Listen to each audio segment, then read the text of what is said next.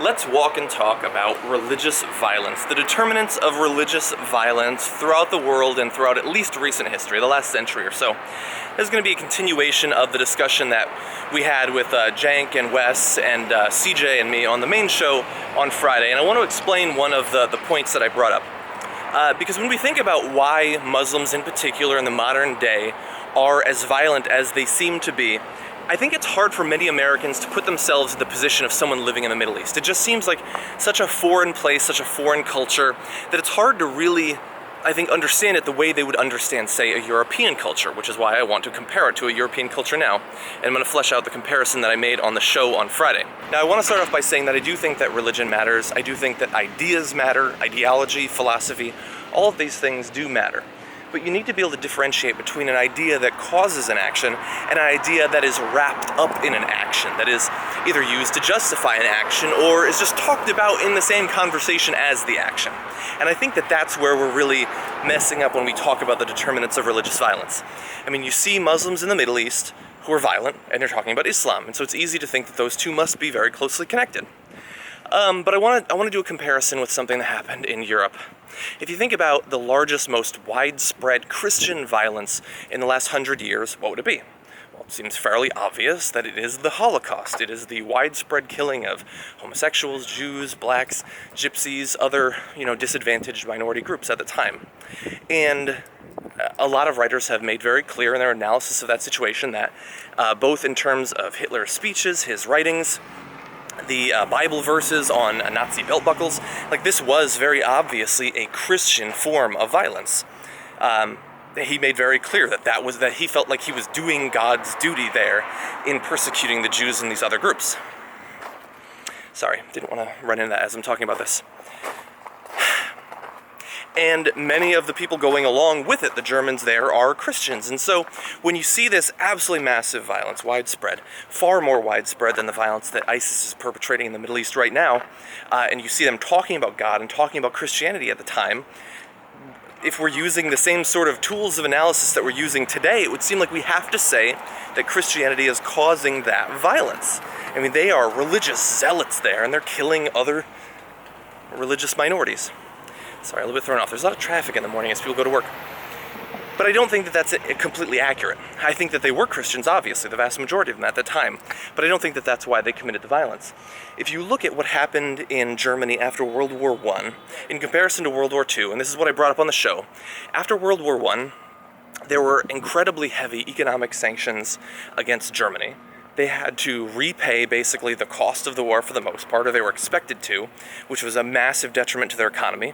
And on top of that, their ability to defend themselves in terms of reconstituting their military was extremely limited. So when you combine sort of bad economic times, military uncertainty and insecurity, the average German living at that time felt like he didn't have control over his life. He didn't have agency over what was happening around him and in his country. And this is coming from a people who had been, powerful, militarily dominant in the region, and all of a sudden they found that they could not control their own destiny. And so then you have the rise of parties like the Nazi Party. And I think that at that point, it's very easy to convince these people that what you need to do is sort of embrace religion, embrace your racial identity, embrace your nationalist identity, and then go out there and start kicking people's asses. And so that's basically what happened. Now, after World War II, when Germany was once again defeated, we didn't treat them the same way. We didn't levy the same sorts of massive economic sanctions on them. We didn't tell them, you can't defend yourself, you can't build up any sort of military. No, in fact, we instead invested in them incredibly heavily in something like the Marshall Plan. And then look how the Germans responded after this sorts of investment, after they knew that at the very least, despite the fact that there was a massive threat immediately to the east, they had some defense, some security, and they were being invested in.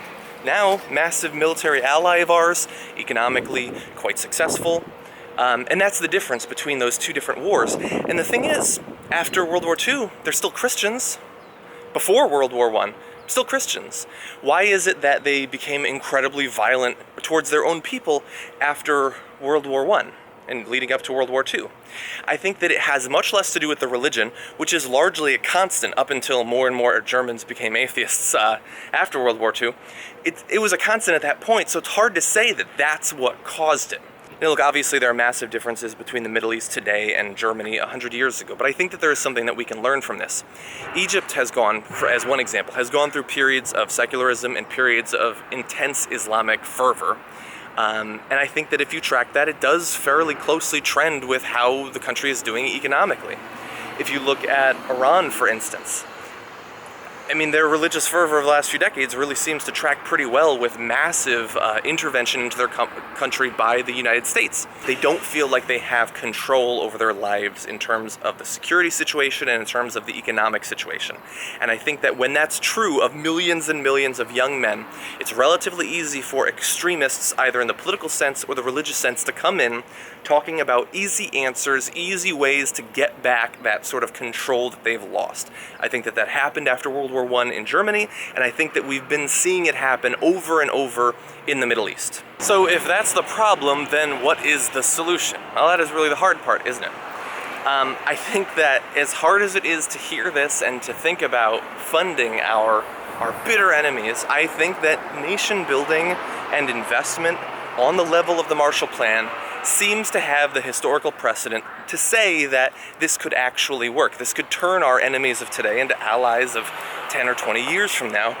Not to mention that ethically it's kind of nice that it would massively improve the quality of life for the people living in that region, and over time almost certainly would lead to a re-embracing of secular values and moving away from the sort of appeal currently of extremist and fundamentalist religion. Yeah, that's probably easier said than done, I understand, especially considering the way that we talk about the region and the people in the media today. But I think that it's a start. Look, this is a huge situation, obviously. It's a very large, difficult conversation to have with many different facets. We can't cover it all in one walk and talk. I'm sure I'll return to it in the future. But anyways, these are some of my thoughts that I just wanted to clarify what I said on the Young Turks on Friday. Maybe you agree with me, maybe you don't. I think that there is some good historical reason to think that I'm onto something, at least in general terms. Let me know what you think down in the comments. Which is more important long-term in determining religious violence? Economic and military situation, or the appeal of fundamentalist religion purely for religion's sake? Let me know what you think.